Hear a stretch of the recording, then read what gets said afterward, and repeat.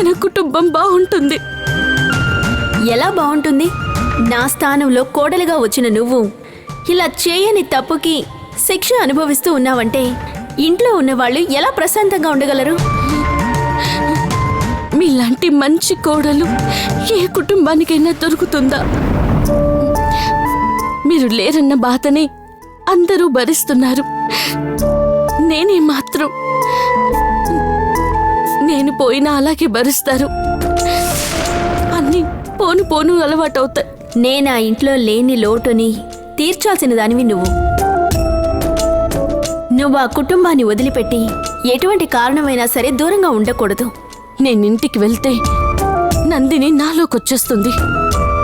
నేను నందినికి అవకాశం కల్పిస్తే మన కుటుంబాన్ని నేనే నాశనం చేసినట్టు అవుతుంది. ఇన్ని రోజులు నందిని నా ఒంట్లో ఉండి ఇబ్బందులు పెట్టింది చాలు.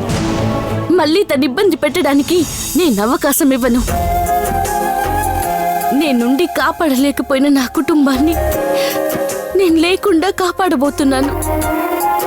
అయ్యగారింట్లో పెరిగినందుకు నేను చేయగలిగింది ఇంతే.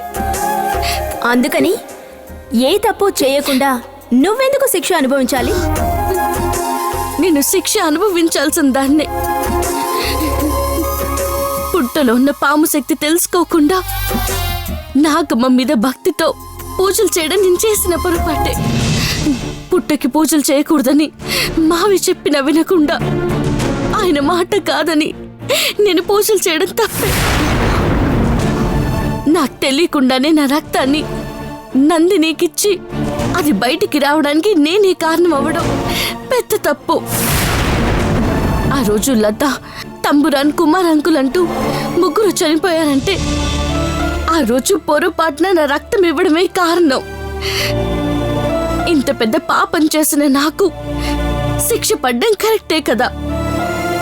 ఆ శిక్ష నేను జైల్లో ఉండే అనుభవిస్తాను. పొట్టలో ఉన్న పాముని బయటికి పంపించేసి శిక్షని అనుభవిస్తానంటూ నువ్వు జైల్లో ఉంటే మన కుటుంబాన్ని ఎవరు కాపాడుతారు? నేను ఆ ఇంట్లో ఉంటేనే కదా నందిని వస్తుంది. నేను లేకపోతే ఆ నందిని రావడం ఈ